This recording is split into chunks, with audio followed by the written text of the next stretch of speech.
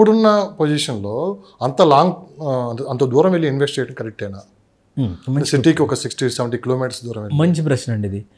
ఇక్కడ ఏమవుతుందంటే ఒకప్పుడు ఏదైనా రియల్ ఎస్టేట్లో ఇన్వెస్ట్ చేయాలి అనుకున్నప్పుడు డిస్టెన్స్ని క్యాలిక్యులేట్ చేసేవాళ్ళు. ఎంత దూరము, 50 కిలోమీటర్లు, 60 కిలోమీటర్లు, 34 కిలోమీటర్లు అనేది.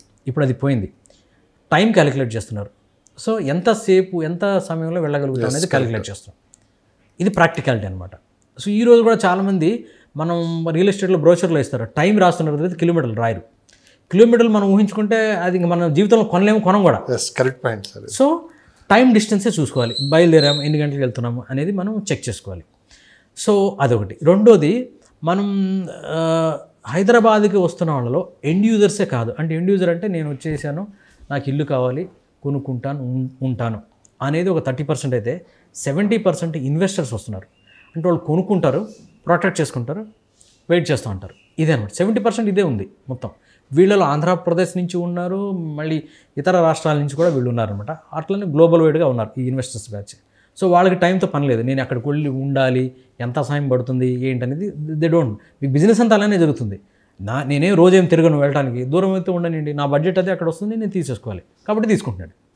మీరు చూడండి, మోస్ట్ ఆఫ్ ద రిజిస్ట్రేషన్స్ సిటీలో ఎంత అవుతున్నాయి, సిటీకి దగ్గరలో ఎంత అవుతున్నాయి, సిటీ అవుట్స్కట్స్లో ఎంత అవుతున్నాయి మీరు చెక్ చేస్తే, సిటీ అవుట్స్కట్స్ వెళ్తే మీకు రిజిస్ట్రేషన్స్కి అసలు ఇట్ టేక్స్ లాంగర్ టైం అనమాట. అంతమంది జనాలు ఉంటారు అక్కడ.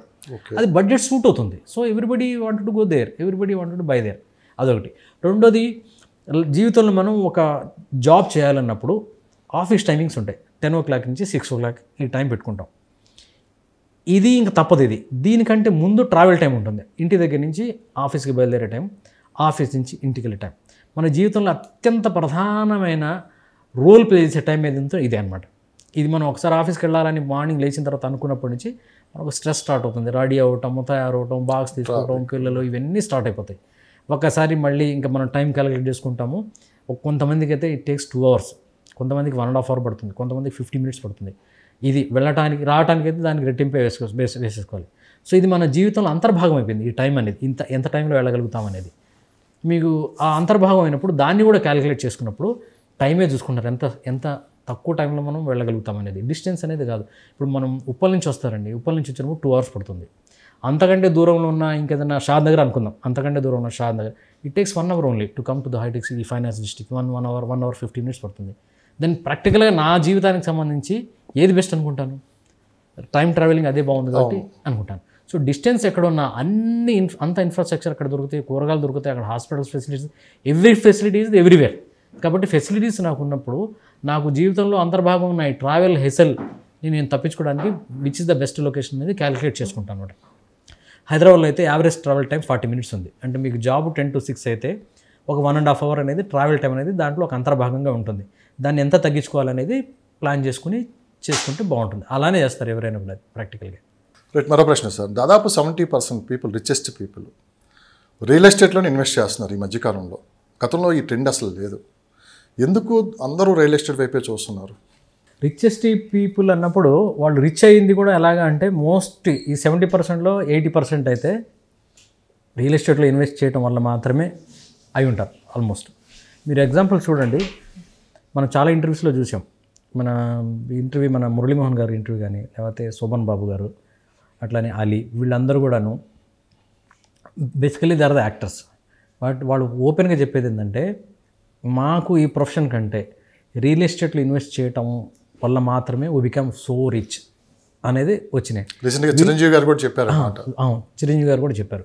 సో కాబట్టి 70% రిచెస్ట్ పీపుల్ వాళ్ళు రియల్ ఎస్టేట్లో ఇన్వెస్ట్ చేయటం అనే అలవాటు ఉండటం వల్లనే రిచ్గా అయ్యారు. కాబట్టి వాళ్ళు మళ్ళీ రియల్ ఎస్టేట్లో ఇన్వెస్ట్ చేయడానికి చూస్తున్నారు, రియల్ ఎస్టేట్లో ఇన్వెస్ట్ చేస్తున్నారు, ఇంకా రిచ్ అయిపోతున్నారు. ఇంకొక ఎగ్జాంపుల్ చెప్తాను. మనకి మిడిల్ క్లాస్ నుంచి అబోవ్ మిడిల్ క్లాస్కి ట్రాన్స్ఫార్మ్ అవుతున్న సంఖ్య చాలా పెరిగింది. మీకు చూస్తే, అంటే నేను చెప్పే రిపోర్ట్ కాదు, వెల్త్ రిపోర్ట్స్ 2023 ఇప్పుడు కనుక చూస్తే వాళ్ళు ఆల్మోస్ట్ మిడిల్ క్లాస్ వాళ్ళు ఒక 6 కోట్ల మంది ఉన్నారు. 140 కోట్ల జనాభాలో 6 కోట్ల మంది మిడిల్ క్లాస్ వాళ్ళు ఉన్నారు. They are soon going to be transform in 2030కి వీళ్ళు 19 కోట్లుగా పెరగవుతున్నారు. ట్రాన్స్ఫార్మింగ్ చూడండి ఎలా అవుతుంది. వీళ్ళ అనాలిసిస్ ఎలా ఉంది అంటే, వెల్త్ రిపోర్ట్స్ ప్రకారం వీళ్ళ ఇన్వెస్ట్మెంట్ ఎక్కువగా ఎక్కడ ఉంది అంటే 44% of the real estate investment అనేది వీళ్ళ నుంచే వస్తుంది.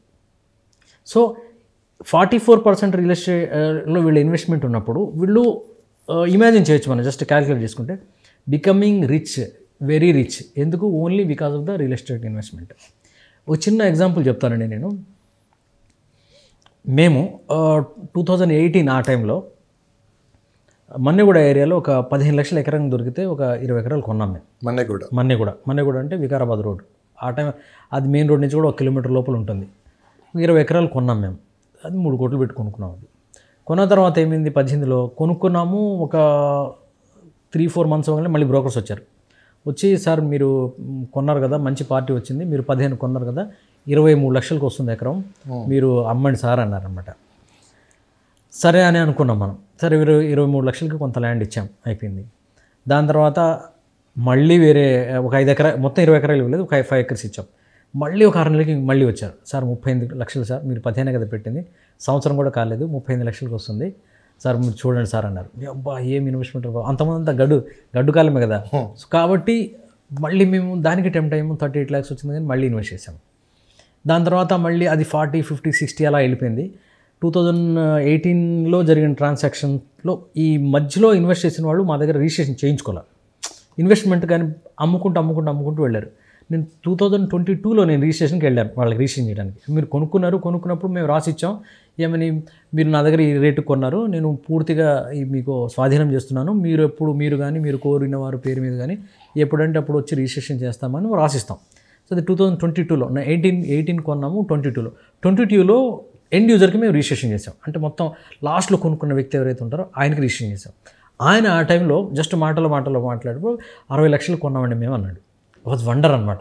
ఎక్కడ 15 లక్షలు, ఎక్కడ 60 లక్షలు, వితిన్ 3 years. 2018 కూడా కాదు, నవంబర్ డిసెంబర్లో కొన్నాం మేము. మా దగ్గర ఫస్ట్ ట్రాన్సాక్షన్ అయింది 2019 మార్చ్ ఏప్రిల్లో అయింది. 3 yearsలో 60. దాని ప్రైస్ లాస్ట్ ఇయర్ మేము ఎంక్వైరీ చేస్తే ₹1 కోటి ఉంది. మీకు అర్థమైందా? అంటే రియల్ ఎస్టేట్లో ఒక 3 కోట్ల రూపాయలు ఇన్వెస్ట్ చేస్తే ఒక 5 ఏళ్లలో అది 20 కోట్లు అయినప్పుడు 17 కోట్ల రూపాయలు మేము సంపాదించాలి అంటే ఈ 5 ఏళ్లలో మా వల్ల కాదు అది. అంటే మాలాంటి 10 మంది వ్యక్తుల ఉద్యోగము, 10 మంది చేసే వ్యాపారం ఆ ఒక్క ల్యాండ్ చేసిందనమాట. దట్ ఈస్ ఇదనమాట science behind that. So real ఎస్టేట్లో ఇన్వెస్ట్ చేస్తుందంటే అది పెరుగుతూనే ఉంటుంది. మన ఉద్యోగాలు మనకుంటే రొటీన్ లైఫ్ ఉంటుంది, అది మామూలే. But only investment of the real estate fetch to next లెవెల్కి తీసుకెళ్ళిపోతాం. నో టెన్షన్ అంటే పెట్టిన డబ్బులు ఎక్కడికి పోవు. కానీ ఒకటి పెట్టేటప్పుడు ఏంటంటే, నాకు ఇప్పుడు ₹1 కోటి అయిపోయింది అక్కడ ల్యాండ్. నేను మళ్ళీ ఇప్పుడు వెళ్ళి ₹1 కోటి కొనుక్కుని 5 ఏళ్లలో 5 కోట్లు కావాలంటే కాదు. ఇది ప్రాక్టికల్గా we need to think. So ఇది కొంచెం ప్రాక్టికల్గా ఆలోచిస్తే సరిపోతుంది అన్నమాట. కొంచెం టైం పడుతుంది.